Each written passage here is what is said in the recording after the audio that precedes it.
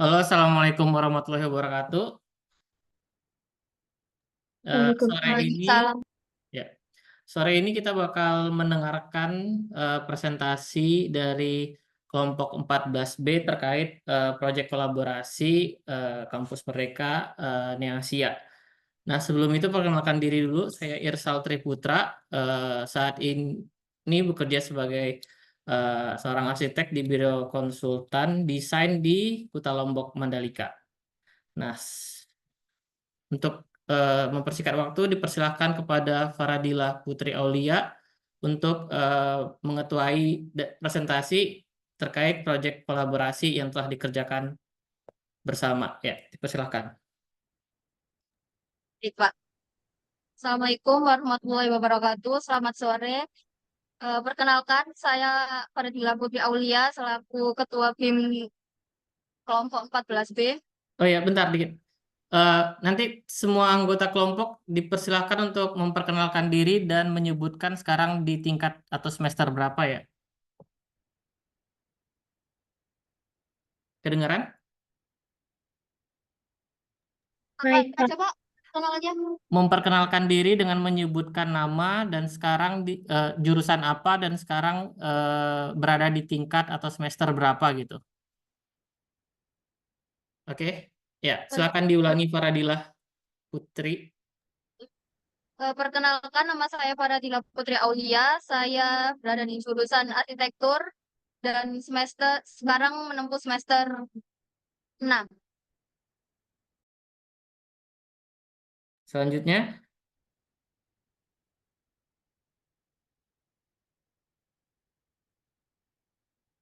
Saya Rifda Avanin dari jurusan arsitektur sedang menempuh di semester 6. oke. Saya Marcella Mega Intana di jurusan arsitektur sedang menempuh di semester 6. Oke, selanjutnya. Saya Maros Salaudin dari jurusan Arsitektur dan sekarang sedang menempuh di semester 6. Saya Syahrir Maulana dari Arsitektur dan sekarang lagi di semester Sorry, Maulana suaranya kurang jelas. dua. Saya Syahrir Maulana dari Arsitektur, sekarang lagi menempuh di semester 6. Oke, Maulana nanti ketika presentasi bisa dijelasin ya suaranya soalnya nggak jelas. Oke, lanjut.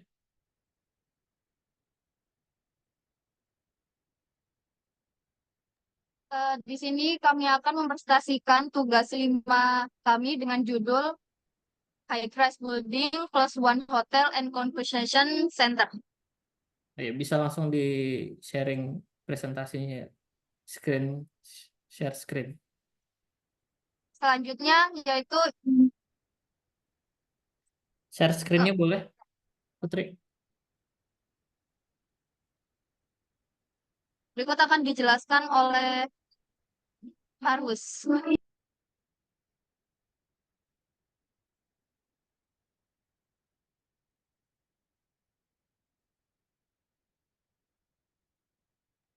Baik, selama metode pengerjaan ini kita Bentar-bentar. Share screen-nya boleh di ini, Putri. Saya belum bisa ngelihat presentasinya. Oh, belum terlihat, Pak. Iya, belum.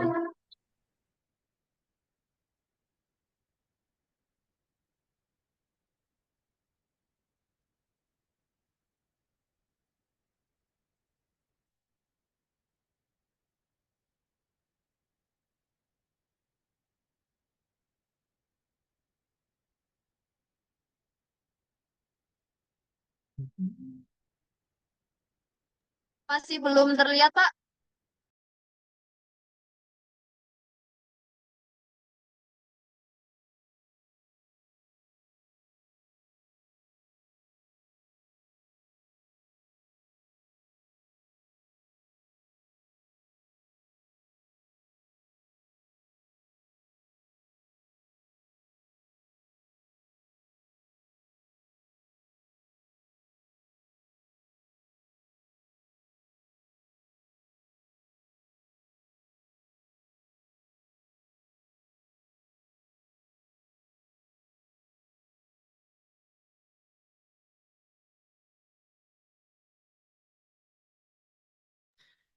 Bisa dilanjut Putri.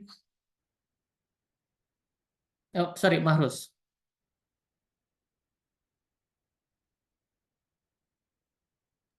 Baik, Pak, saya lanjutkan. Jadi, selama pengerjaan tugas kolaborasi ini, kita bagi jadi 3 tahap, yaitu yang pertama untuk tahap konsep. Untuk tahap konsep sendiri ini, semua anggota itu saling berpartisipasi, saling adu ide, dan memberikan masukan satu sama lain. Dan kemudian ada proses drafting atau modeling. Dalam proses ini, tidak semua anggota yang terlibat, akan tetapi hanya cuma ada 4 anggota yang mengerjakan 3D model dan juga drafting untuk gambar arsitekturalnya. Dan tahap ketiganya adalah tahap visualisasi, yang mana ini dikerjakan oleh 2 orang mahasiswa yang tidak ikut dalam pengerjaan drafting dan modeling. Untuk proses tahap visualisasi ini juga mempertimbangkan dari device masing-masing mahasiswa, seperti itu. Dan untuk tools yang kami gunakan itu ada Canva sebagai media untuk kolaborasi, ada Zoom atau WA untuk melakukan diskusi secara online jika perlu, dan ada SketchUp AutoCAD sebagai tools yang kita gunakan untuk mengerjakan project ini, Enscape dan Photoshop sebagai aplikasi untuk mengolah gambar dan rendering, ada Google Earth dan Google Maps sebagai aplikasi untuk mengumpulkan data-data site dan informasi-informasi yang diperlukan, Pinterest, ArtJelly, dan Google sebagai tools untuk menemukan inspirasi ataupun literatur yang diperlukan. Dan juga ada Microsoft Excel sebagai tools untuk mempermudah dalam pengerjaan master budget. Seperti itu, Pak. Oke, Dilanjut. bisa langsung lanjut ya.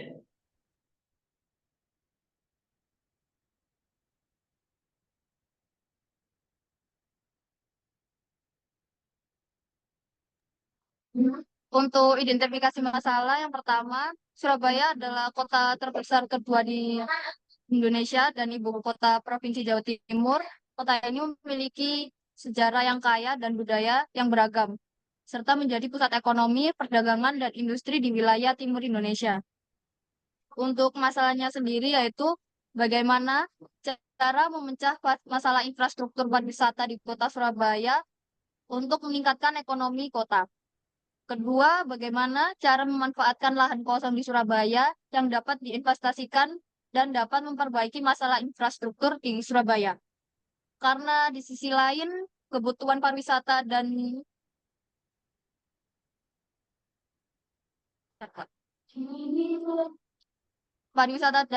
di sektor perhotelan semakin tinggi di kota Surabaya. Untuk background isunya, pelaksanaan sejumlah proyek infrastruktur di kota Surabaya tercatat masih melambat atau mencapai 49,5% dari target menjelang akhir tahun 2022. Dari dampak pandemi sendiri terhadap sektor pariwisata dan ekonomi lokal, menurut data BPS Provinsi Jawa Timur, jumlah kunjungan wisatawan mancanegara ke Provinsi Jawa Timur itu mengalami penurunan yang signifikan dari 1,2 juta pada tahun 2019 menjadi 0,2 juta pada tahun 2020. Hal ini berdampak pada pendapatan dan kesejahteraan pelaku industri pariwisata di Surabaya dan sekitarnya.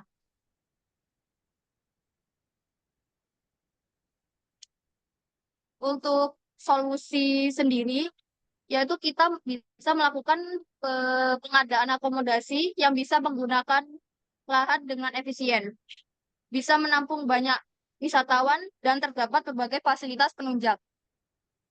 Dengan membangun high-class building agar bisa memanfaatkan lahan yang terbatas, untuk target sasarannya adalah wisatawan yang bertujuan untuk kegiatan bisnis dan holiday. Dari deskripsi tersebut, solusi yang tercapai yaitu pengembangan sebuah hotel. Untuk pendekatan capital investment sendiri, penerapan prinsip building as capital investment, sehingga diharapkan dari hasil penerapan tersebut, bangunan dapat menjadi suatu investasi modal, sehingga akan muncul suatu desain yang dapat memberikan keuntungan bagi pemilik untuk menghadirkan objek desain ini. Perancangan melewati proses seperti pendekatan tema building as capital investment, pendekatan tipologi objek, pendekatan analisis apa, kerangka berpikir, serta metode pengumpulan data. Untuk studi literatur, hotel merupakan suatu wadah yang menyediakan jasa dalam bentuk akomodasi, penyediaan makanan, minuman, dan fasilitas lainnya untuk umum. Diutamakan bagi mereka yang mengadakan perjalanan atau kunjungan dengan dipungut biaya. Dari sumber PHRI Jawa Timur, pertumbuhan hotel di Jawa Timur Bintang 4 itu mengalami peningkatan dari tahun 2011 sampai 2020. Untuk jenis-jenis hotel yang bersumber dari Henry N. Interior Second Book of Hotel, ada 5 jenis hotel. Yang pertama, urban hotel. Sifat pelayanannya itu melayani tamu yang bertujuan untuk bisnis, di samping turis dan wisatawan, yang lokasinya itu berada di tengah kota, pusat keramaian, atau tidak jauh dari kota. Yang kedua ada suburban hotel. Sifat pelayanannya melayani tamu yang bertujuan bisnis di samping turis dan wisatawan. Lokasinya di pinggiran kota. Yang ketiga ada resort hotel.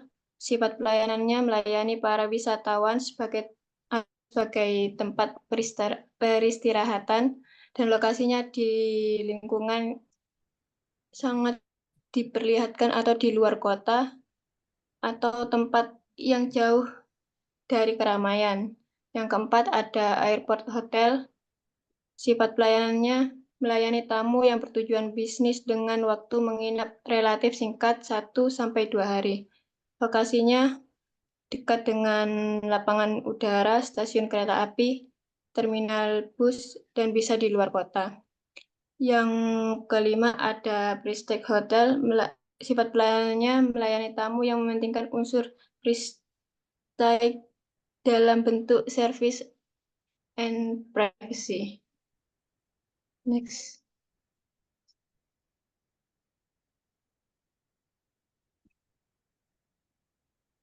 Untuk klasifikasi hotel, hotel bintang 1 itu kamar minimalnya itu 10-14 kamar. Tidak ada suite room.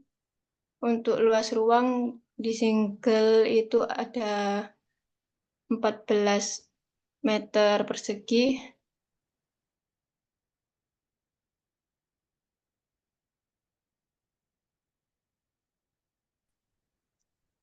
Ada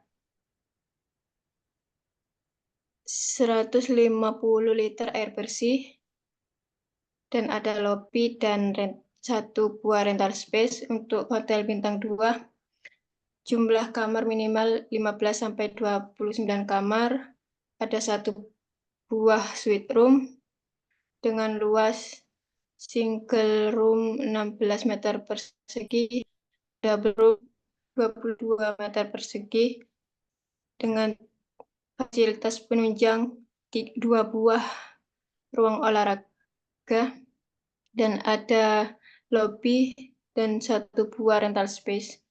Untuk hotel bintang 3 dengan jumlah kamar 30-49 kamar, ada minimal 2 buah suite room dengan luas 18 meter persegi dan double room 24 meter persegi. Untuk fasilitas penunjang ada 3 buah ruang olahraga dan ada minimal luas lobby 30 meter persegi dan 3 buah rental space. Untuk hotel bintang 4 ada 50-89 kamar dengan 3 buah suite room, luas ruang 24 meter persegi, double room 49 meter persegi, dengan lobby minimal 100 meter persegi, dan 4 buah rental space. Untuk hotel bintang 5 ada jumlah kamar minimal 100 kamar dan minimal 4 suite room dengan luas ruang single 26 meter persegi, double 52 meter persegi, dan 3 buah ruang olahraga dengan lobi minimal 100 meter persegi dan 5 buah rental space. Jenis fasilitas olahraga yang harus ada antara lain seperti kolam renang, fitness center, sauna, tenis, squash, game room, bowling untuk hotel bintang 2, 3, 4, dan 5, termasuk kolam renang beserta fasilitasnya.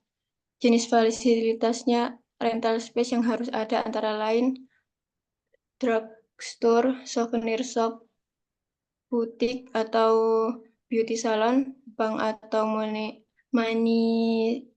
changer, travel agent, airlines agent, dan rental office.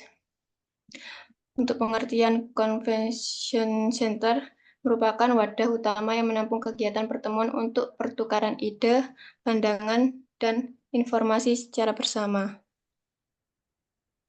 Garis besar kegiatan konvensi dari lobi ke ruang tunggu, kemudian ke sidang pleno, kemudian break, terus sidang komisi, break lagi, dan sidang pleno dan wisata.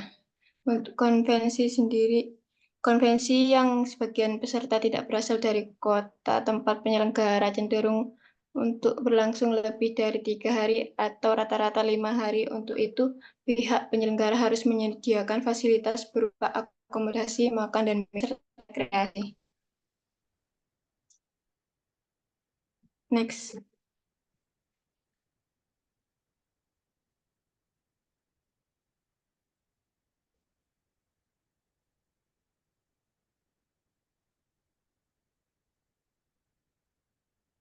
Untuk studi banding, ada 2, yaitu studi Fairwood Hotel dan Hotel Tunjungan. Untuk deskripsi Fairwood Hotel, Hotel bintang ini berlokasi di Jalan Kupang Indah nomor 37-39 Surabaya. Hotel ini bergabung di bawah pengelolaan River Hospitality. Terdapat berbagai perbaruan seperti renovasi fasilitas gym dan spa, lobi, restoran, kids club, meeting room, kamar hotel, dan bahkan unit apartemen. Hotel ini biasanya ditujukan untuk orang-orang dengan tujuan bisnis dan rekreasi.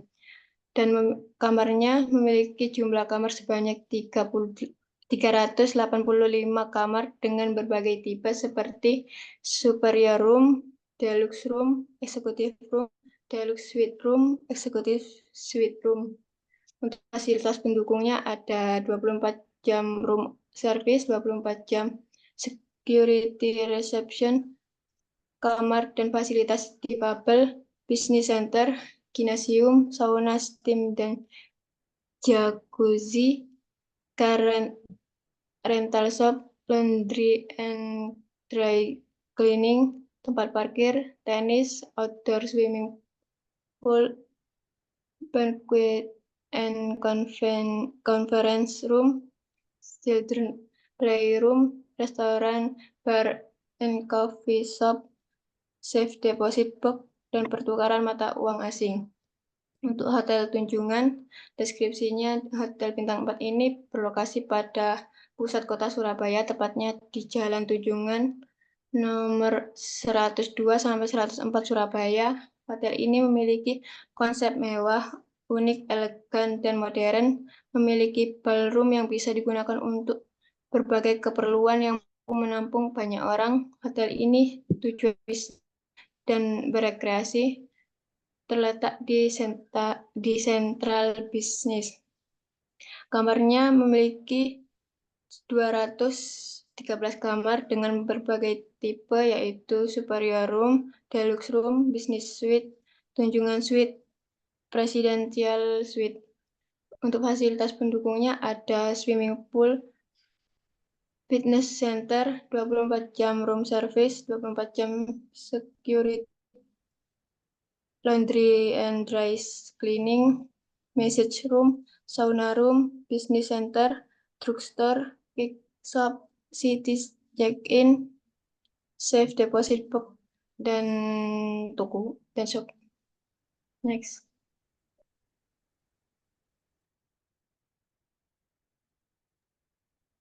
Selanjutnya terdapat analisa site untuk pemilihan lokasi berada di Jalan Raya Kertajaya Indah Manyar, Sabrangan, Kecamatan Mulyorejo, Surabaya, Jawa Timur, dengan luas lahan 0,3 hektar. Lokasi tapak didominasi oleh bangunan-bangunan komersial, permukiman warga, dan merupakan kawasan strategis dari aspek ekonomi di kota Surabaya. Untuk regulasi tapaknya ini berdasarkan dari peta RDTR Kota Surabaya. Untuk koefisien dasar bangunannya maksimal 60% dikali luas lahan sehingga menjadi 1.800 meter persegi. Untuk koefisien lantai bangunan maksimal 4,8 dikali luas lahan menjadi 14.400 meter persegi. Koefisien tapak basement maksimal 60% dikali luas lahan menjadi 1.950 meter persegi. Koefisien dasar hijau KDH ini kami memaksimalkan seluruh set ini menjadi lahan hijau, ditumbuhi lahan hijau. Lalu untuk garis sempadan bangunan GSB, perahu jalan sebelah utara 6 meter, perahu jalan sebelah selatan 20 meter, perahu jalan sebelah barat 16 meter. Untuk tinggi bangunan maksimal 200 meter, jumlah lantai basement maksimal 3 lantai. Next.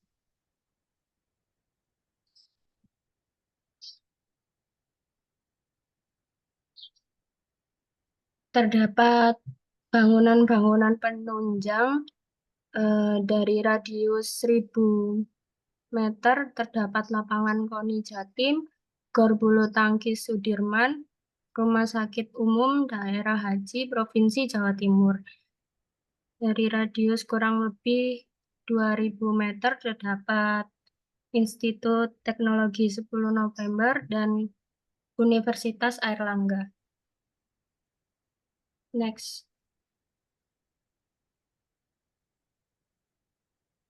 Untuk analisa tapak, sirkulasi, matahari, lokasi site berada di persimpangan Jalan Raya Dharma Husada dan Jalan Raya Kertajaya Indah dengan jalan satu jalur atau one gate away.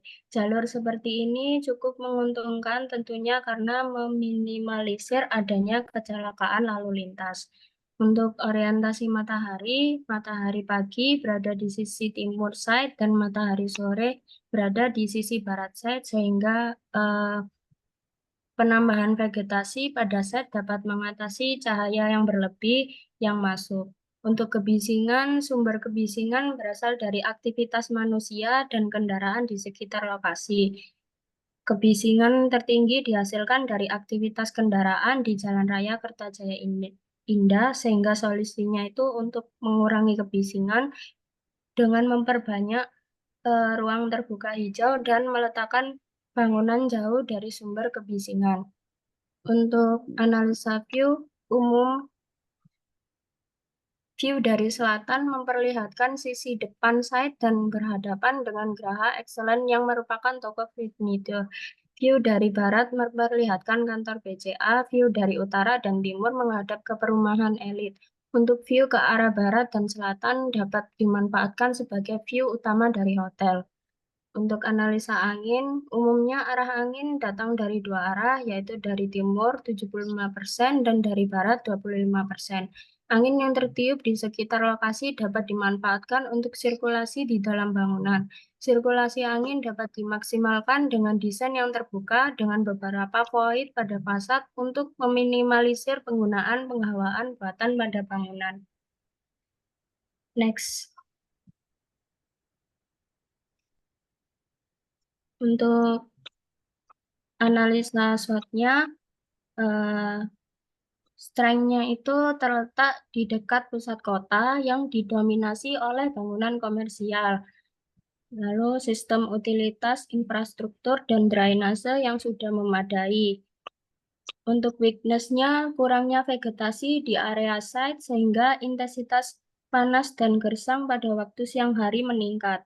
Opportunities, peluang, lokasi berada di jalan arteri utama yang memiliki akses mudah dan dilalui oleh jalur transportasi umum, menjadi bangunan unik yang ikonik dengan konsep high-tech. Lalu untuk threat, ancaman, polusi udara dari intensitas kendaraan yang cukup tinggi, set berada di area yang dekat dengan hotel sehingga akan adanya persaingan pasar hotel. Next.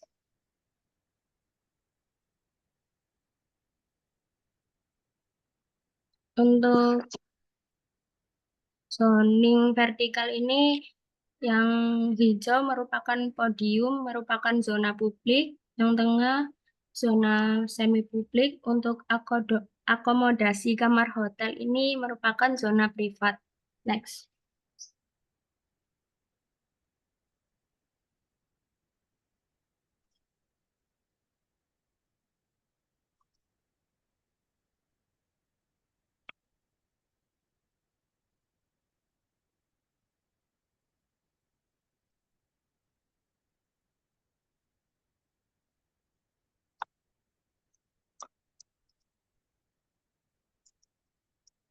Siapa selanjutnya?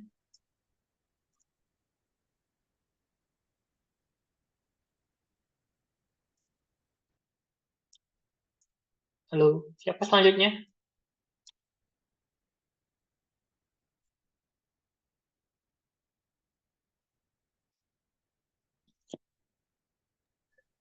Orangnya nggak ada, biar aku gantikan aja Mas. Oke. Ya, untuk analisa penggunaan sendiri, di sini ada dibagi menjadi dua, yaitu pengelola dan juga untuk pengelolaannya itu dibagi per divisi, ada general manager, eksekutif sekretari, tim accounting, account manager, dan lain-lain. Dan untuk aktivitas secara umumnya itu mereka datang, kerja, istirahat, makan, minum, ibadah, dan pulang. Untuk sirkulasi pengolahannya bisa dilihat untuk persnya. Mereka datang terus pintu masuk start absensi, ada yang keluar, ada yang gabungan resource untuk marketing, terus bisa juga masuk kantin, sholat dan lain-lain. Dan untuk pengunjung dibagi menjadi empat, ada tamu hotel dan convention, ada tamu hotel, ada tamu pengunjung eksekutif, dan juga ada tamu itu. Aktivitas secara umumnya itu ada datang, terus refreshing, istirahat, makan, minum, ibadah, dan pulang. Next.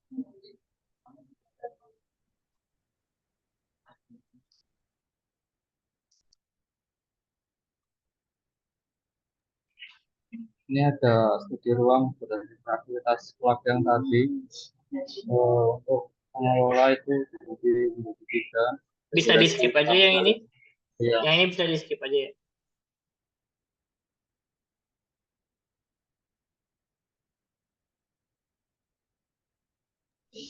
Next.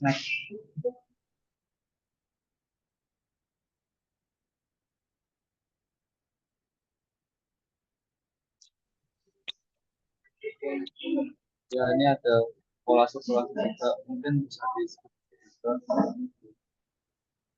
Next.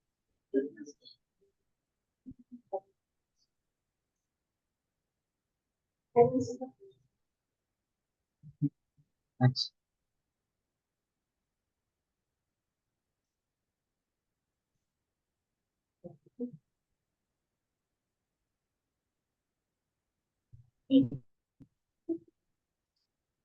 Ya, untuk konsepnya sendiri ini menggunakan circle flow, maka karena ini berkaitan antara teknologi manusia dan juga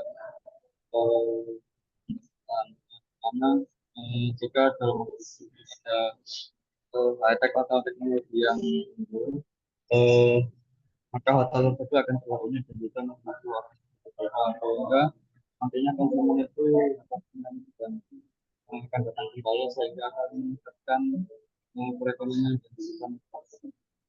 Terus juga pendapatan yang bakal diterima itu bisa dimanfaatkan untuk kebutuhan teknologi pada dan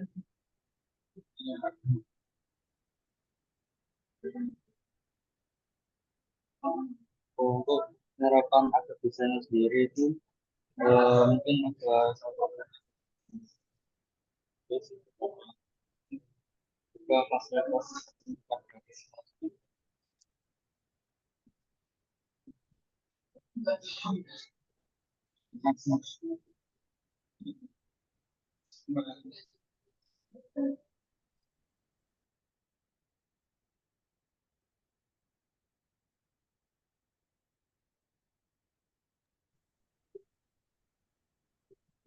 Untuk konsep arsitekturalnya, yaitu sustainable architecture dengan pendekatan insert arsitektur modern.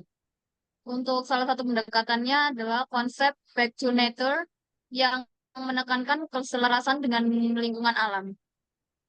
Untuk contoh dari sustainable sendiri yaitu efisiensi energi dan energi terbarukan, dan pemilihan material dan pengurangan limbah,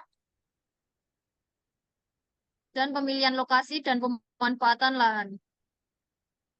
Untuk modern arsitektur sendiri, yaitu berkonsep simple city design, dapat diterapkan untuk mencapai keseimbangan dan keindahan dalam proses desain. Konsep ini berfokus pada kesederhanaan dan minimalis yang dapat menghasilkan desain yang lebih berkelanjutan dan ramah lingkungan. Tema arsitektur modern yang digunakan dalam desain bangunan juga dapat diterapkan untuk menciptakan hotel yang berkelanjutan. Beberapa prinsip yang dapat diterapkan antara lain yaitu penggunaan material alami, sistem hemat energi, dan meminimalkan limbah. Secara keseluruhan, konsep arsitektur berkelanjutan dan pendekatan arsitektur modern dapat dicapai melalui penerapan berbagai prinsip dan tema desain yang mengutamakan keselarasan dengan alam dan dampak lingkungan yang minimal.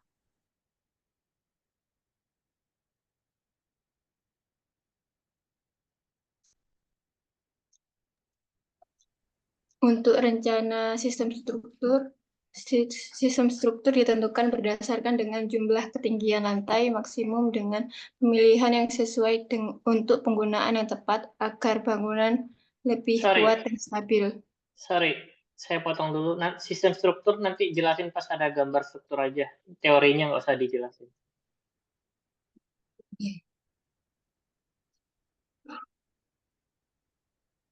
Next. Di sini ada single core. Untuk penggunaan Bisa bahas desainnya dulu. Oh, Ini kok kenapa langsung ke struktur? Saya desainnya aja belum tahu. Kenapa langsung bahas ke struktur? Desainnya mana?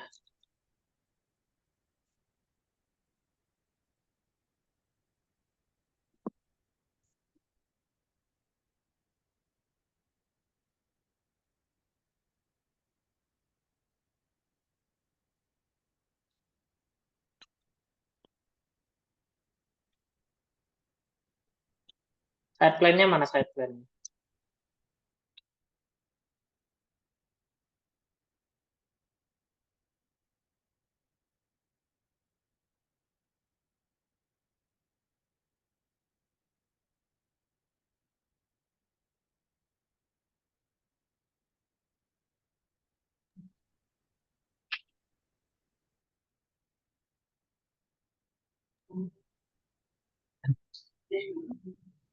Ya, ini untuk set plan-nya itu jalan utamanya atau dasar itu ada di sebelah selatan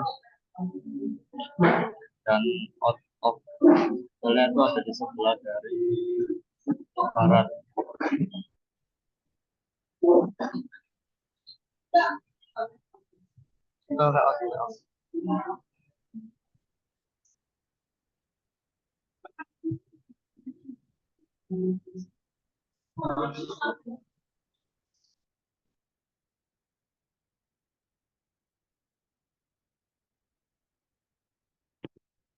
Lanjut layout.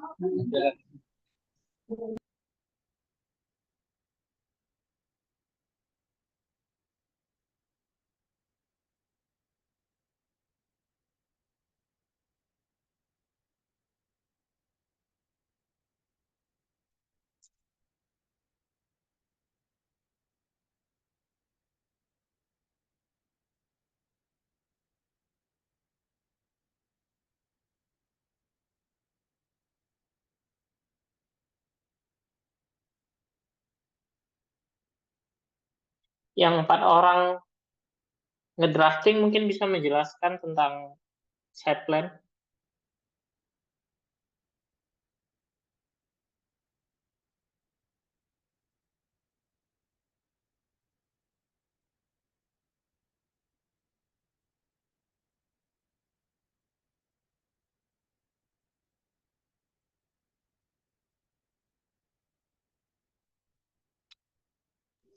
Mungkin bisa lanjut ke layout kan dijelasin.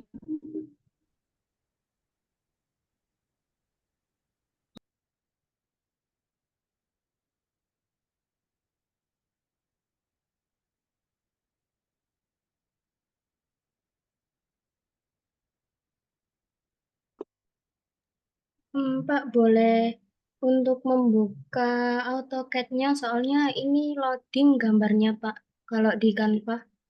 Boleh, silahkan.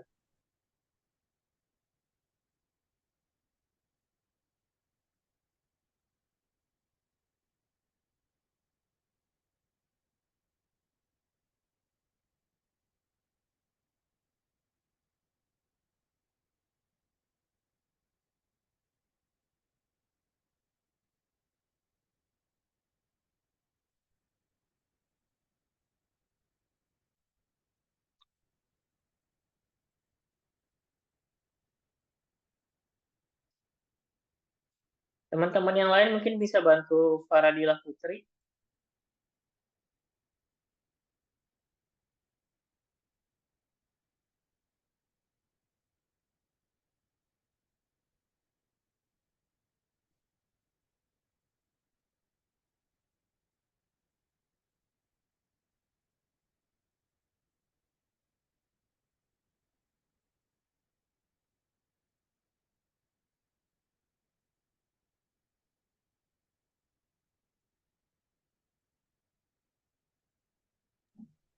Kemudian untuk layout plan-nya sendiri itu ada di kantor.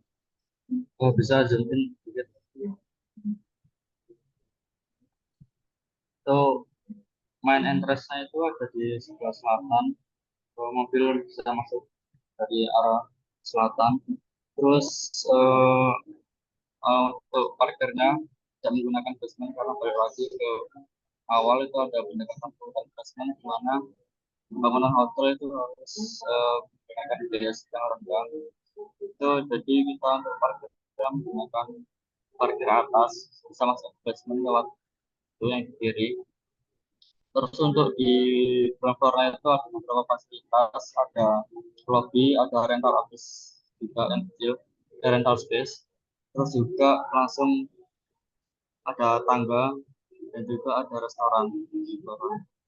Untuk ruang pengolahnya itu ada di sebelah kanan. Sebelah kanan, yaitu. Terus juga untuk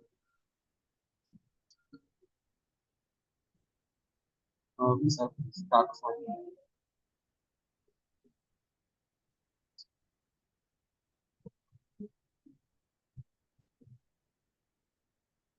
Teman-teman yang lain mungkin bisa bantu re-layout PPT-nya biar bisa lihat site plan-nya tanpa AutoCAD nanti ya. Jumat, Jumat.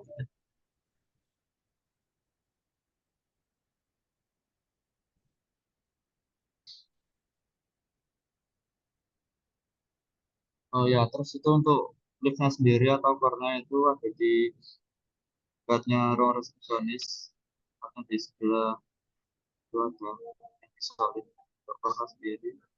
Untuk corner itu ada 2 lift orang dan 1 lift barang.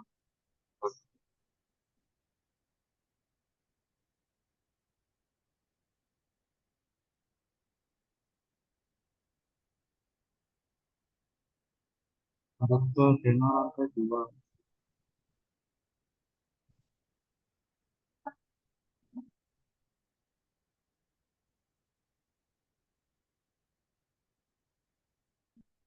Nah, untuk Dena lantai 2 sendiri itu ada parkir kendaraan, dan juga ada ruang genset, gudang, dan ruang sampah.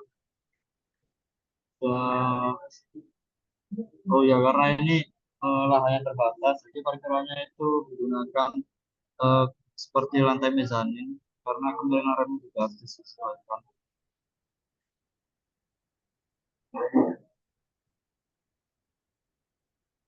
Lantai 2 dan lantai 3 itu ada parkiran aksesibel. Sepertinya ada beberapa ruang perawatan untuk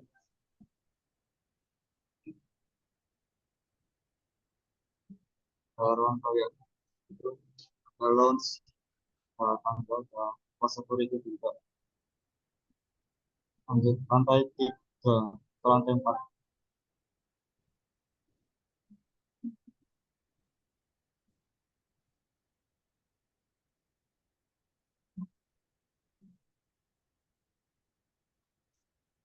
Nah, untuk lantai 3-nya kurang lebih sama kayak lantai 2 tadi. Untuk lantai 4-nya itu ada fasilitas penunjang dan hotelnya, itu ada kamar renang, dan juga ada gymnya di situ, ada juga, dan juga ada semakin areanya di depan.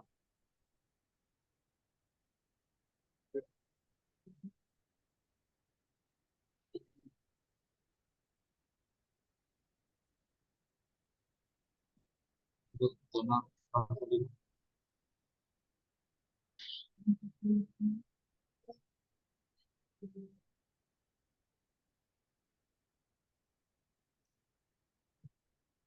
Zona lantai 5 kalau.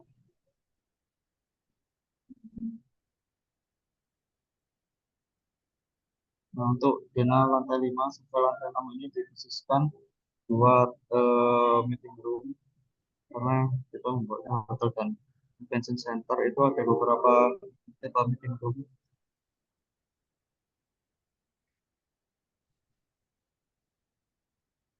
Terus untuk zona lantai 7 sampai lantai positif.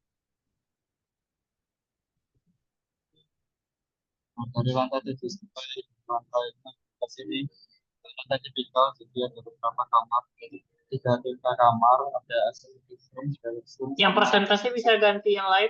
Soalnya suara Maulana kurang jelas di saya. Yang presentasi bisa ganti yang lain. Teman-teman yang lain coba download Canva-nya, terus dipresentasikan sebagai PDF. Coba jangan pakai Canva gitu.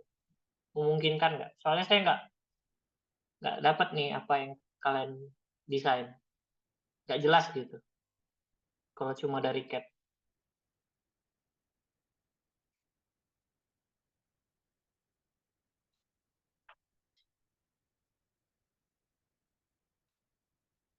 Coba download Canva-nya, bisa nggak dipresentasikan sebagai PDF?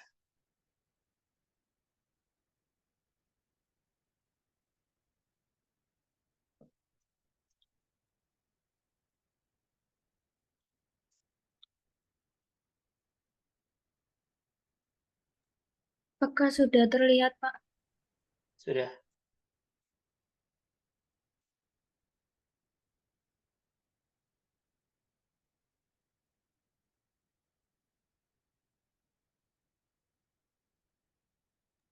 Jadi untuk dana lantai 7 sampai 16 ini merupakan akomodasi kamar hotel.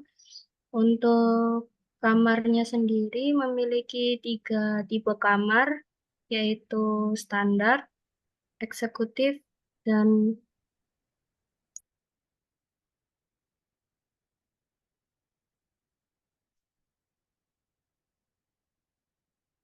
standar, deluxe, dan eksekutif.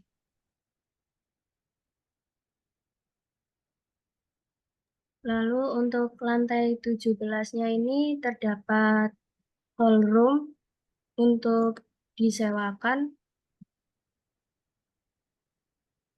Lalu untuk atap, denah atap ini hanya ruangan servis saja.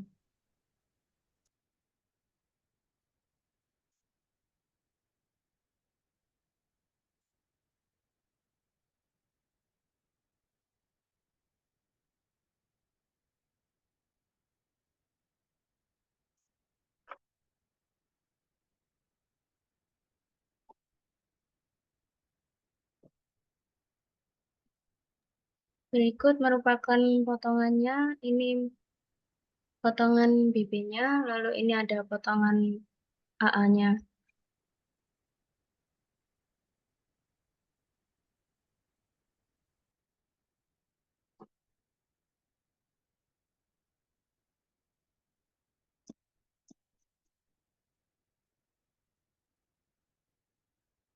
Apa yang mau dijelasin dari potongannya? Informasi apa yang bisa saya ambil? Untuk elevasi setiap floor to floor-nya ini, kalau akomodasi kamarnya ini floor to floor-nya 4 meter, Pak. Kamar ke kamar, Iya, 4 meter.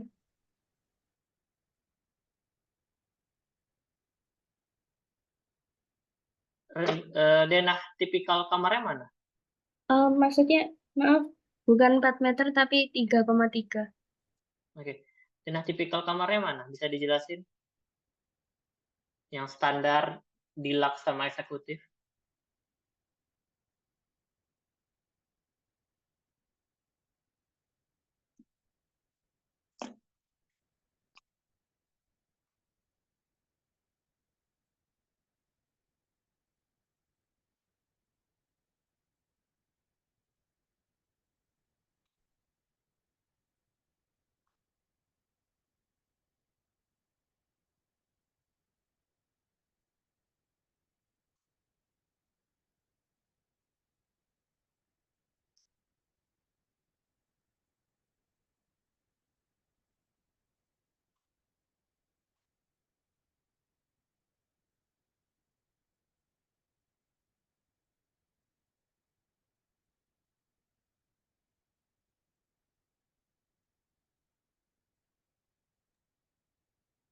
Berikut denah kamar tipe standarnya. Untuk lebarnya, Coba jelasin dari denah lantai yang ada kamarnya, habis itu baru lanjut ke denah tipikal.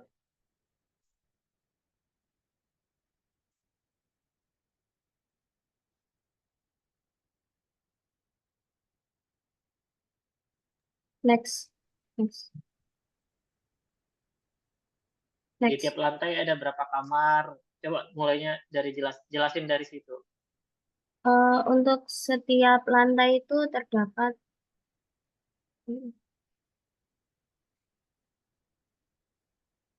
Kan di sini disebutin denah lantai 7 sampai 16 tipikal, ya kan? Nah, sebutin ada berapa kamar di tiap lantai itu masing-masing, ada kamar apa aja, ya. Baru bahas ke denah tipikal. untuk setiap lantai ini terdapat 19 kamar. Satu lantainya ini terdapat deluxe, standar, dan juga eksekutif. Ya, masing-masing berapa? Untuk deluxe eksekutifnya ini 3 lantai.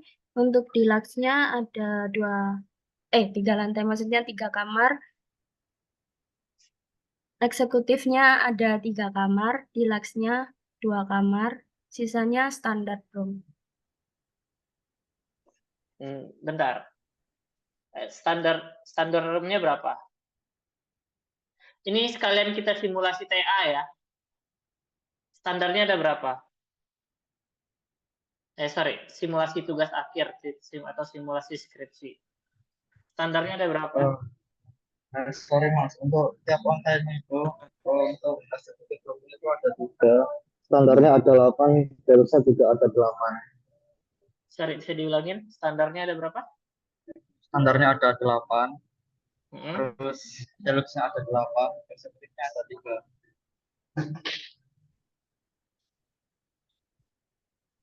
Oke, lanjut.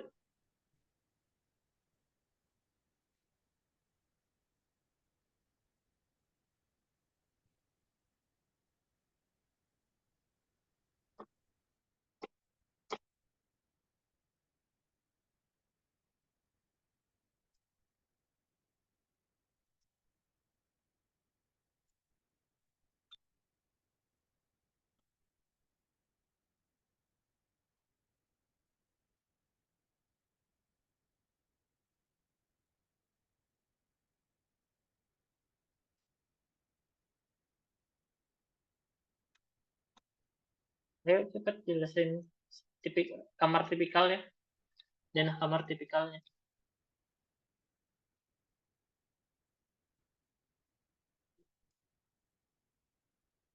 Berikut dana kamar tipe standarnya, lebarnya 3,5, untuk panjangnya 7,64.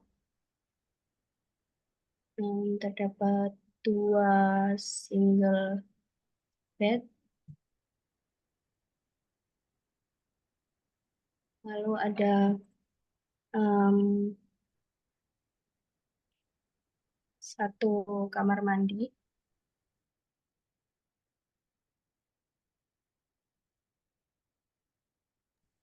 Next, ini dana kamar tipe deluxe-nya, terdapat 1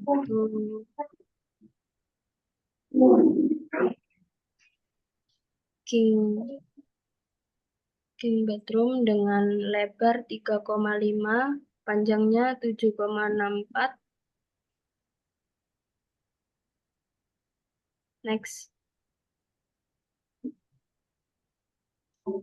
Yang terakhir ini ada dana kamar tipe eksekutif. Lebarnya 4,49 dengan panjang 7,41.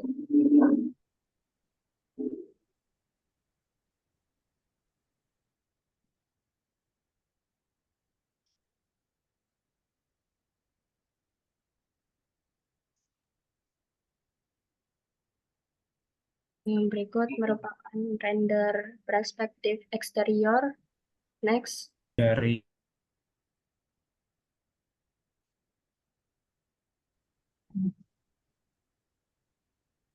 Next. Ini merupakan area drop off-nya. Ini ruang gym.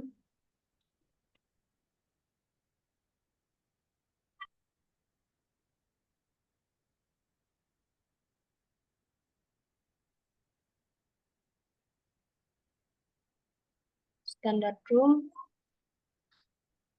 Executive room. Dan ini deluxe room. Ini merupakan restoran outdoor-nya, meeting room. Ini smoking area-nya. Ini renderan bangunannya.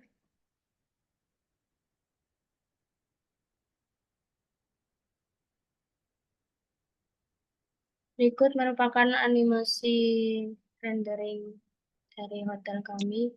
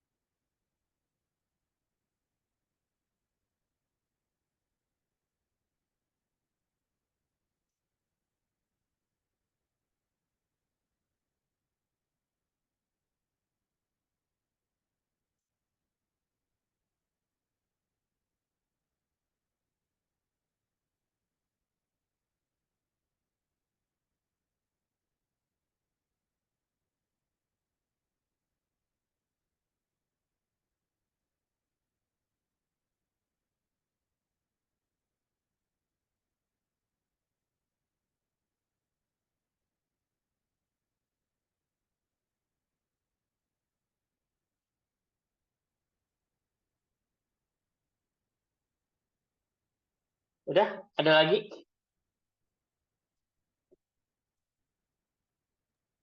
Sudah, Pak. Sekian dari kelompok kami. Terima kasih.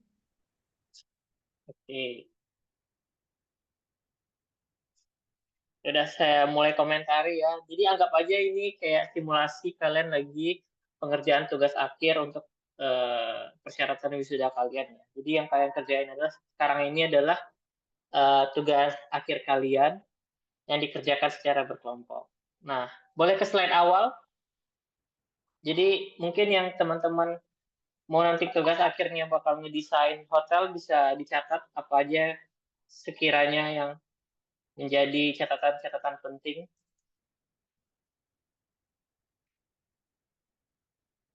Dimulai dari studi hotel.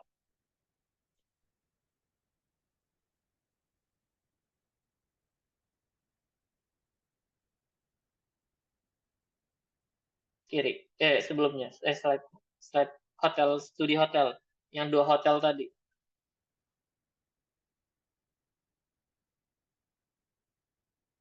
Nah, di sini teman-teman nggak nyebutin, sorry, balik.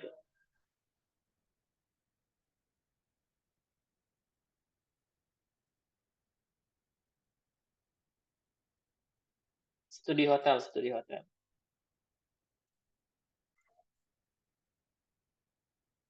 Yang 2 hotel sebagai contoh tadi.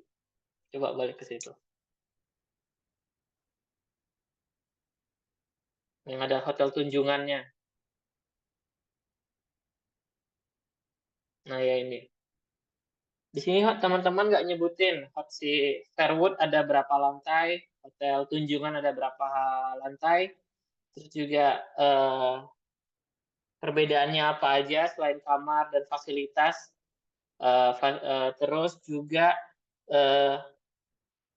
sama kalian nggak nyebutin di daerah site kalian kompetitor hotelnya siapa aja, yang mana nanti bisa jadi acuan kalian dalam mendesain tugas akhir kalian gitu. Dan juga kalian juga nggak jelasin branding goals kalian ataupun konsep kalian mengenai efisiensi energi yang terbarukan, pemilihan material penghargaan dan pengurangan limbah, bla bla bla, itu nggak ada kalian sebutin. Dan juga kalian juga nggak menyusun sistem presentasi kalian dengan baik dan benar. Jadi tadi dari teori-teori awal tentang sirkulasi, bla bla bla, langsung ke teori struktur ataupun 3D struktur, yang mana saya aja belum lihat desain kalian gitu, tapi kalian udah ngebahas tentang struktur. Gimana saya mau mengerti terhadap desain kalian gitu. Terus balik ke site ataupun denah lantai dasar.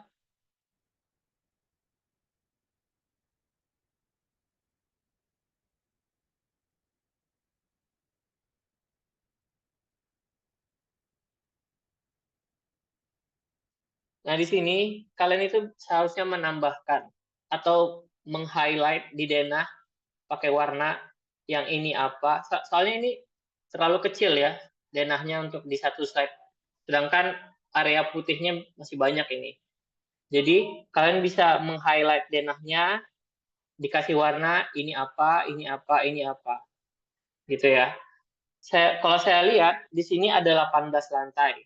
Tapi sirkulasi vertikalnya cuma ada 2 lift. Apakah cukup? Itu yang pertama. Yang kedua, 18 lantai, sedangkan di tor kita itu maksimal itu ada, bentar,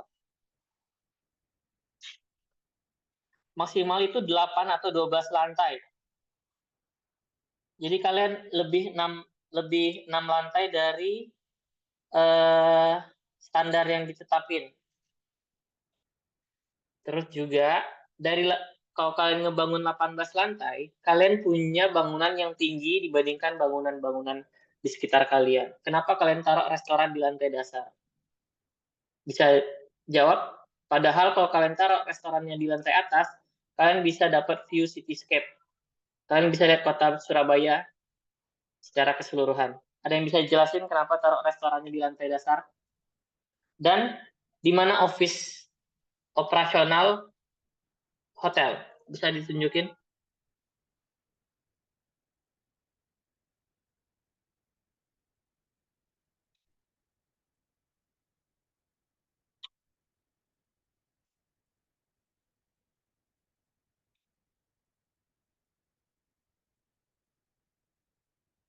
Dan jangan taruh denah.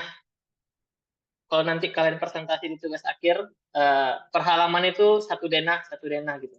Kalau 2 denah ini nggak kebaca, saya nggak tahu ini apa aja ruangan di denah kalian. Ya, catatan itu. Bisa jawab tadi pertanyaan saya, kenapa taruh restoran di lantai dasar, kenapa nggak di atas, terus di mana office operasional hotel, office kantor.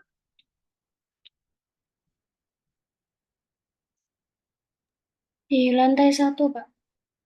Di mananya office-nya? Di sebelah kanan itu Pak, ada front office. Untuk lantai di ground floor, gambar sebelah Ya, kiri. coba ya tunjukin. Ada di gambar sebelah kiri, denah ground floor.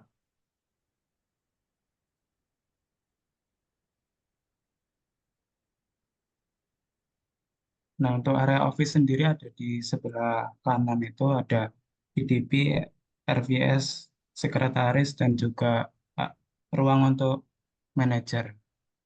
Cukup. Tadi saya lihat banyak deh. Staff, misalnya staff hotel lain seperti service, cleaning service, dan lain-lain, itu ruangannya di mana?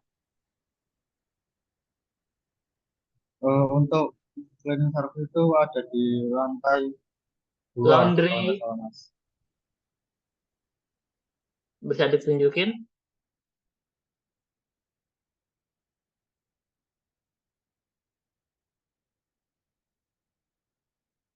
Ruang server, dan lain-lain, ruang-ruang utilitas penunjang hotel, taruhnya di mana?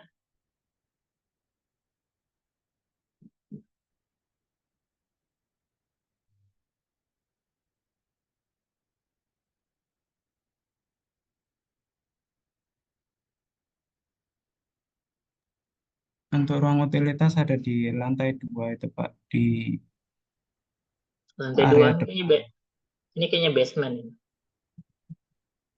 Mana Itu lantai area 2 ini? parkir.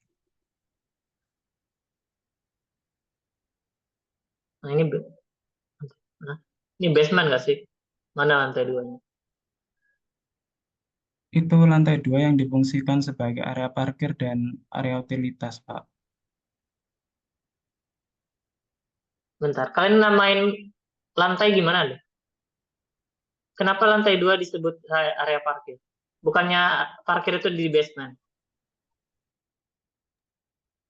Untuk hotelnya emang sengaja nggak pakai basement Kak, karena di sini kan tadi ada kapitalitasnya. Jadi Kenapa? pengurangan karena tadi ada isinya kapitalitas. Jadi kalau pembangunan basement kan sebenarnya biayanya cukup mahal. Jadi sengaja ditaruh di lantai 2 sama lantai 3 untuk parkir kendaraannya. Ah, bentar. Coba balik ke ground floor-nya. Nggak ngerti saya. Jadi, jadi kalian taruh parkir di lantai atas karena biayanya nggak ada. Aneh banget. Kenapa kalian bisa bilang biayanya nggak ada? Sedangkan lantai-lantai itu, lantai-lantai di atas tanah itu adalah ruang-ruang yang bisa disewakan. Kenapa kalian taruh malah di lantai atas? Sedangkan ada yang tadi kalian sebut maksimal basement cuma 3 lantai. Terus ada yang sebut juga di split level buat area basement. Kenapa taruh parkir di lantai atas? Ini bukan gedung parkir, ini hotel. Kenapa nggak di basement? Kenapa alasannya budget? Emang ada kondisi budgetnya nggak cukup? Enggak kan? Kita kan cuma disuruh desain.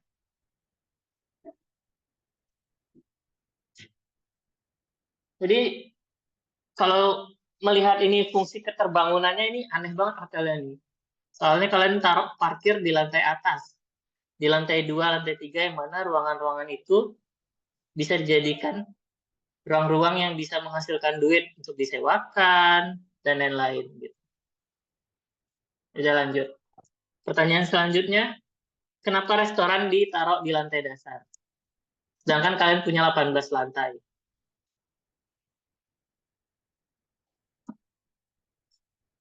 Teman-teman,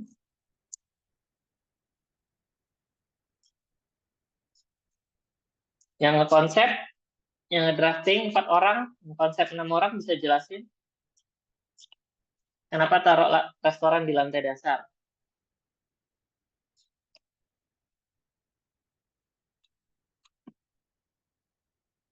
Ada yang bisa jelasin?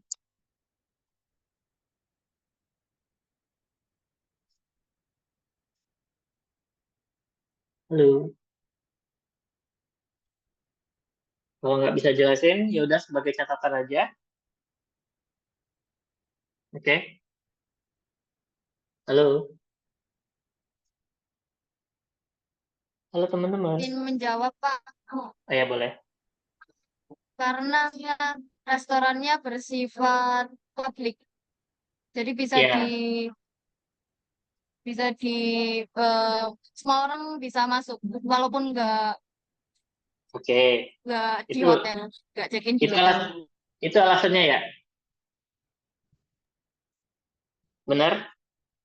Saya tangkis lagi nih. Sedangkan konsep hotel kalian adalah konsep hotel yang high tech segala macam gitu. Kalian bisa membuat sistem yang mana lift itu cuma bisa diakses siapa aja, non tamu yang menginap gitu. Jadi ketika kalian masuk ke hotel, ada area publik di lantai atas yang bisa diakses tanpa melewati kamar-kamar.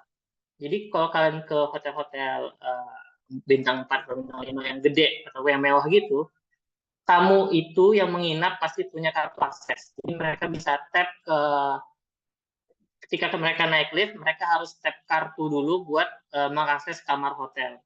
Jadi kalian bisa separate sirkulasi pengunjung hotel. Ya. Jadi kali ini cuma ada lift 2 nih. Bisa kalian tambahin lift 2 lagi yang mana untuk support pengunjung hotel yang tidak menginap. Jadi ada sirkulasi yang terpisah antara pengunjung hotel yang menginap, pengunjung hotel tidak menginap, sirkulasi barang, apalagi service, misalnya laundry dan lain-lain gitu. Ya. Soalnya kalian punya 18 lantai. Tapi di lantai teratas kalian sebut berfungsi sebagai service. Kenapa service punya view cityscape yang buat selfie-selfie gitu? Harusnya yang area paling atas itu bisa diakses untuk semua orang dan lain-lain. Dan juga di hotel ini salah satu fasilitasnya ada gym, kolam renang dan lain-lain. Kolam renangnya di mana? Itu basic sih, kolam renang. Kolam renangnya di mana?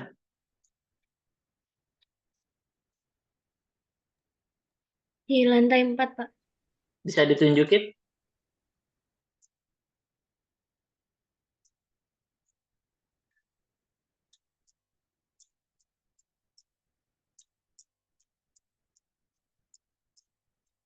Bisa di zoom?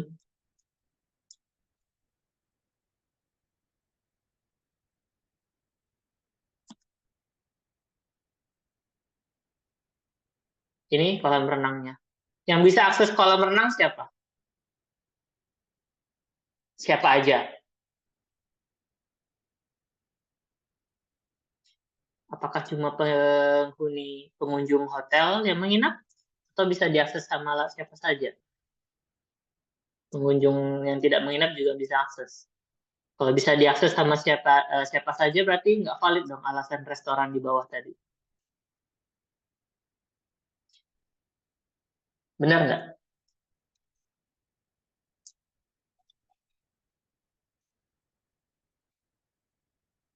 Semuanya bisa open audio? Bisa yang bisa ngejawab, langsung jawab. Perlu dimatiin audionya. Jadi ada keheningan. Teman-teman bisa open audionya? Gak usah takut gitu, ini cuma simulasi aja. Jadi nggak ada yang, maksudnya kesalahan kalian nggak perlu kalian takuti. Bisa jadi pegangan kalian buat nanti di tugas akhir kalian. Jadi santai aja ini flow-nya, nggak usah takut. Saya cuma menanyakan hal-hal yang kalian lewatin ketika kalian merancang hotel bintang 4 gitu. Ya, ada yang cabut nih satu orang.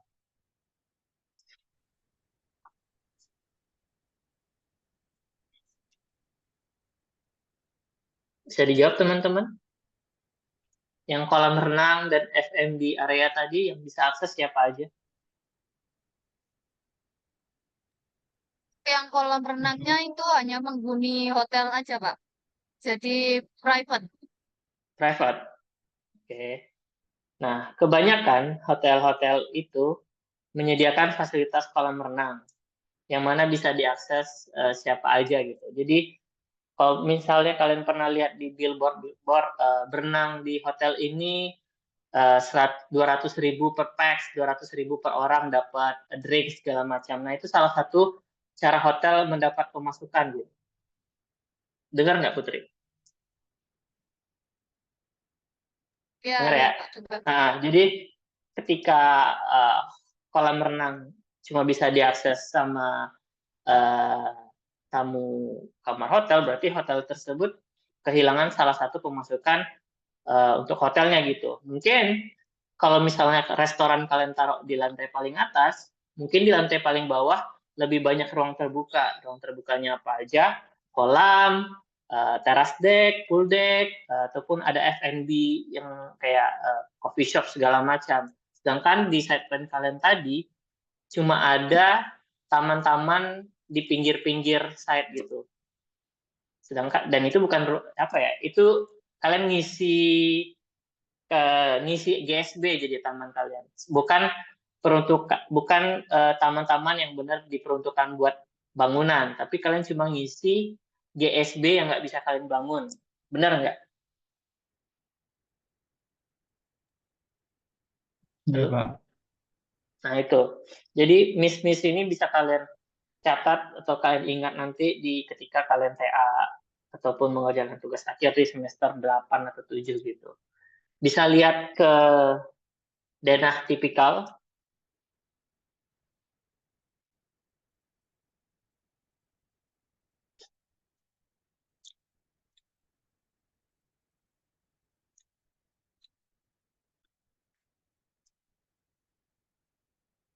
Denah tipikal kamar, sorry. Denah tipikal kamar.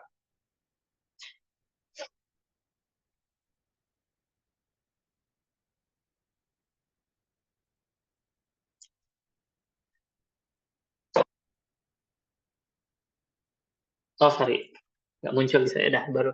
Denah tipikalnya, sorry. Bukan denah lantainya, denah tipikal kamar.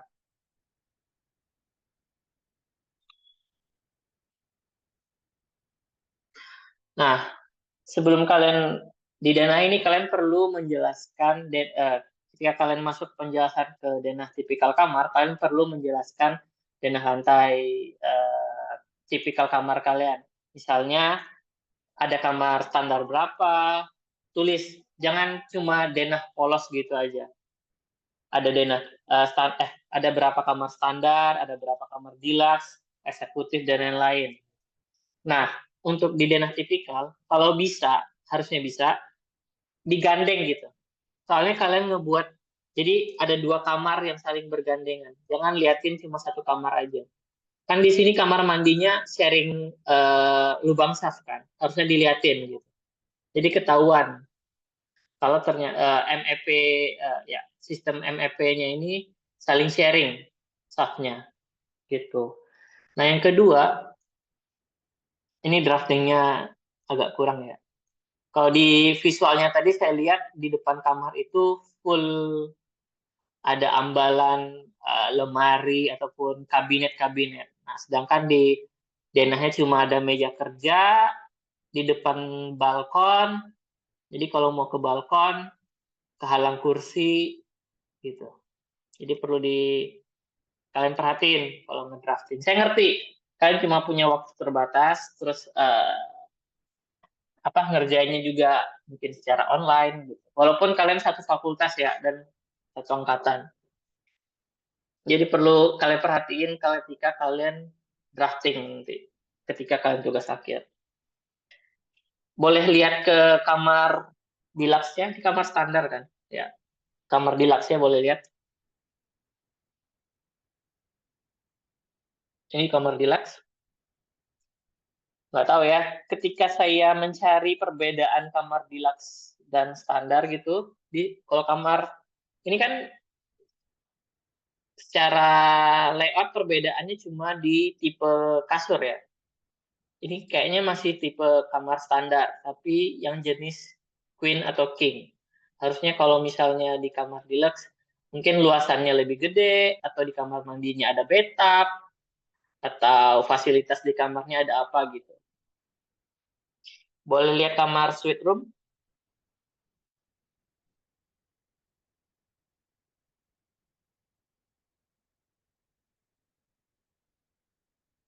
Kamar suite room boleh dilihat.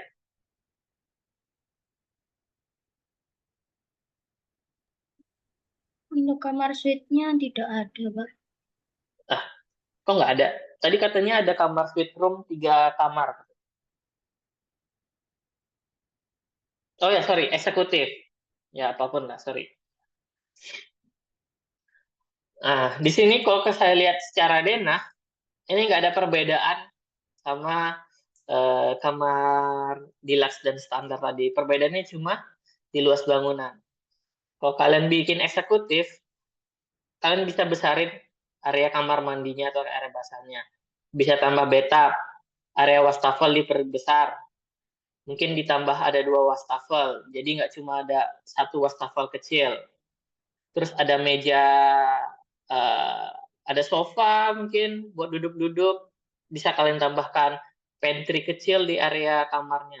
Jadi nggak standar gini.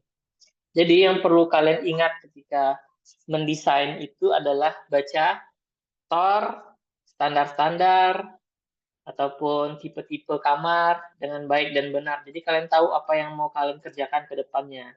Di sini kalian miss di jumlah lantai yang diperbolehkan, yang mana cuma 8-12 lantai. Terus juga miss, saya lihat di sini di dalam TOR disebutin kalau perlu ada identitas, mana ya, bentar. Identitas budaya ataupun visualisasi yang mana ditunjukkan di eksterior ataupun interior. Di sini bisa kalian tunjukin unsur budaya mana yang kalian anut atau kalian gunakan untuk eksterior dan interiornya.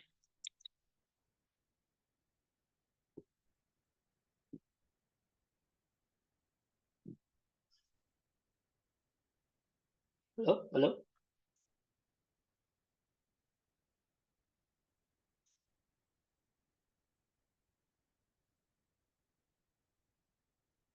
Teman-teman, bisa ditunjukin?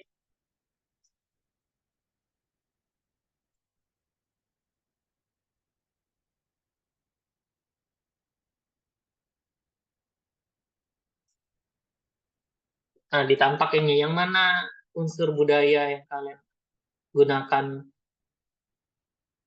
untuk eksterior ataupun interiornya. Bisa dijelasin?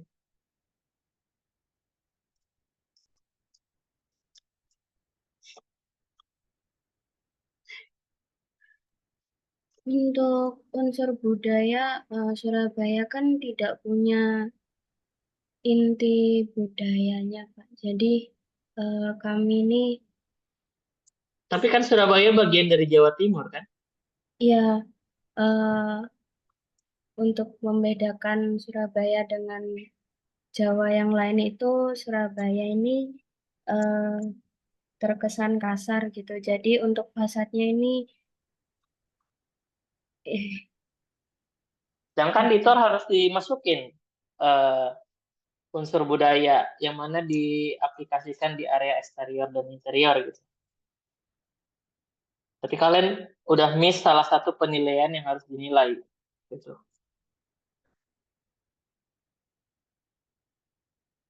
Ya kan? Atau kalian lupa masukin unsur budayanya? Jujur aja, nggak masalah kok. Nggak usah takut. Ini anggap aja simulasi sidang akhir. Jadi santai. Nggak usah takut.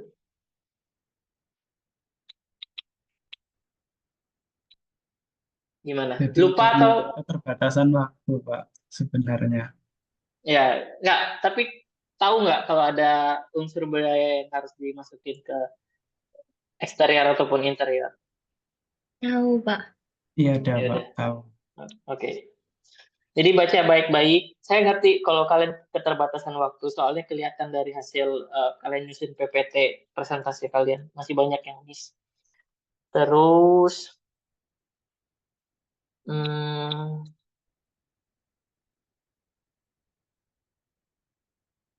ya ada di sini target identitas, ruang terbuka publik. Coba boleh lihat denah, sorry, ya denah lantai dasar. Bisa di zoom? Nah, kalau kita bahas ya daerah lantai dasar ini, kalian cuma ngisi ya seperti saya bilang tadi, kalian cuma ngisi daerah yang tidak terbangun atau GSB sebagai taman. Sedangkan di TOR yang diminta bangunan kalian itu bisa memberikan dampak ke masyarakat sekitar. Sedangkan di sini kalian untuk daerah yang terbangunnya kalian full bangun bangunan gitu.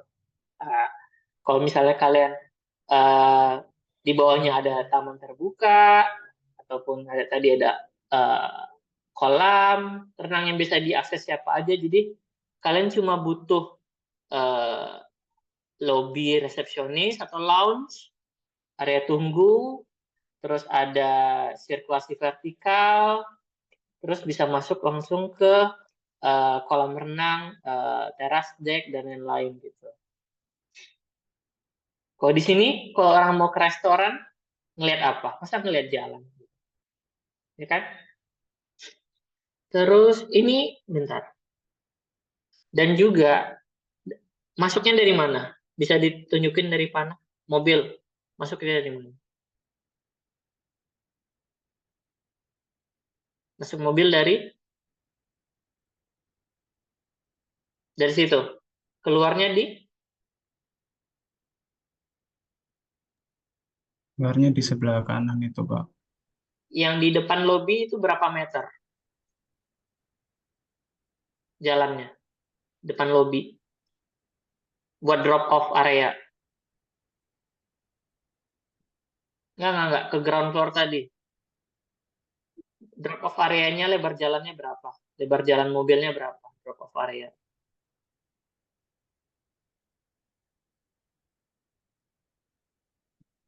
Itu berapa meter itu? Untuk area drop off itu kurang lebih 3 meter, Pak. Kalau misalnya ada mobil drop off area di depan pintu masuk, terus ada mobil yang mau ke parkiran, berarti harus nunggu mobil drop off area selesai menurunkan penumpang. Gimana kalau penumpangnya bawa koper banyak? Jadi dari area masuk ke hotel, langsung turun di drop off, bakal terjadi kemacetan mobil di depan jalan yang mana bisa tumpah ke jalan utama. Benar nggak? Soalnya kalian dari pintu masuk langsung belok, langsung ketemu lobby itu.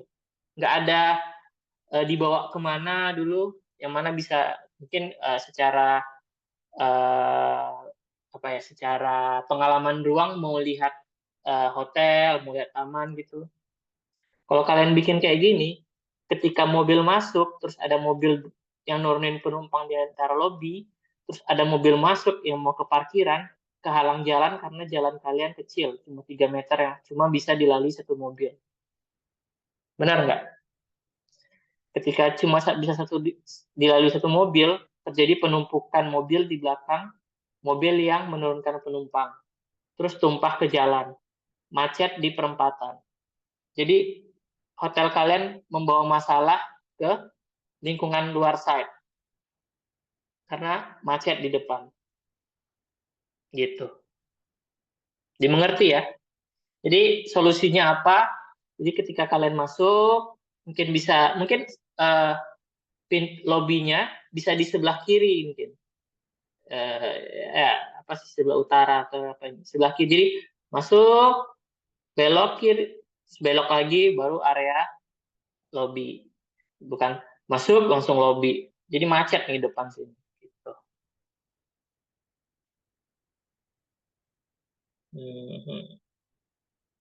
Boleh lihat denah restorannya?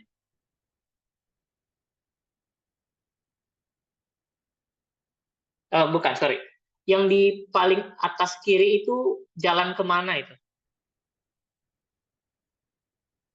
Yang ada grid A sama B, di tengah-tengah itu ada jalan kemana? Tembusnya kemana?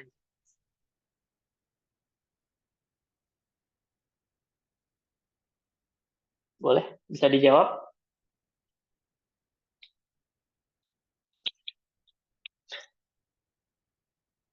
Kesalahan ini juga nggak luput karena nggak adanya asistensi gitu. Jadi normal, nggak usah takut karena kalian banyak salah. Boleh dijelasin ini A, B ini ada jalan, ini mau kemana ini? Dan kenapa ada jalan di situ? Apakah buat emergensi misalnya, buat mobil pemadam kebakaran masuk, atau sirkulasi untuk mobil barang? Apa itu, teman-teman?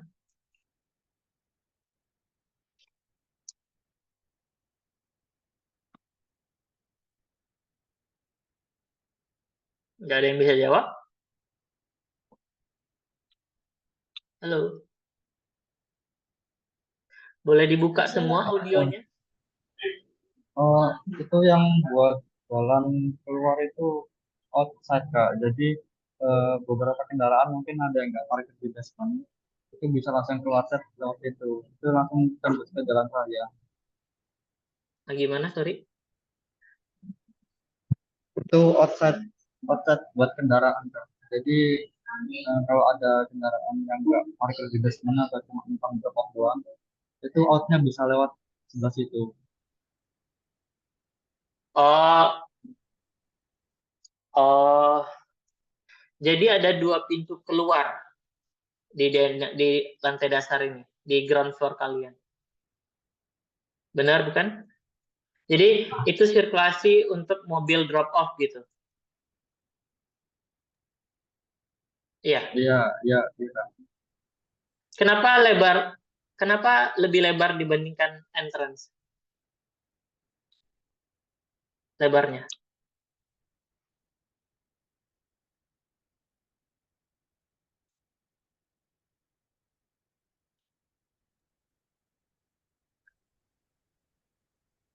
Terus yang di belakang itu, yang kotak-kotak itu apa?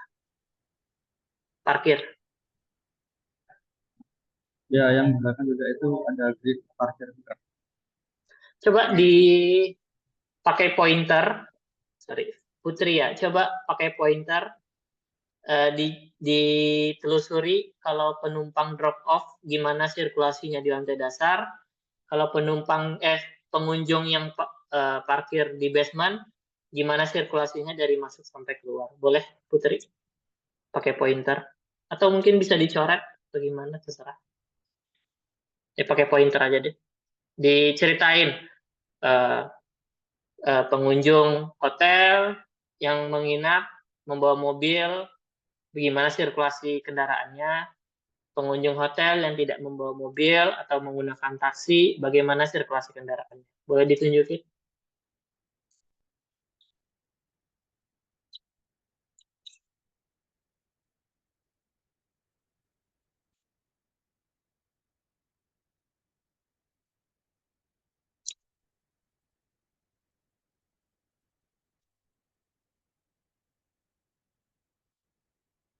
Kalau nggak bisa nggak apa-apa, tapi jadi catatan kalian aja ya. Kalau kalian nanti di tugas akhir mau mendesain hotel bintang 4 ataupun bintang 5 gitu. Kayaknya itu aja. Soalnya juga yang teman-teman desain masih banyak kurangnya.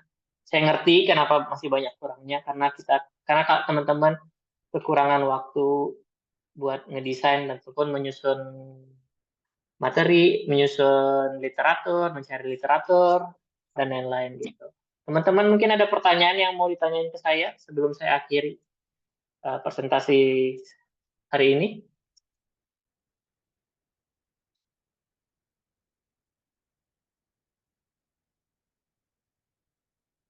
Halo? Kalau nggak ada, bilang tidak. Kalau ada, gimana? Untuk saat ini belum ada. Ya udah, saya ngerti kok. Oke, kalau gitu saya akhiri dan kalian udah semester 6, semangat di tugas akhir. Kalian nanti dikerjakan dengan serius, dibaca tornya dengan baik, dicari literasi dan presiden-presiden yang bisa membantu kalian. Soalnya ya anggap aja ini gambaran kalian ketika mengerjakan tugas akhir gitu. Ya udah saya akhiri presentasinya hari ini. Assalamualaikum warahmatullahi wabarakatuh. Terima kasih ya teman-teman. Waalaikumsalam Terima kasih, Pak. warahmatullahi wabarakatuh. Terima Ya, kasih. yuk saya stop recording. Terima kasih. Yang mau keluar silakan keluar. Ya, assalamualaikum.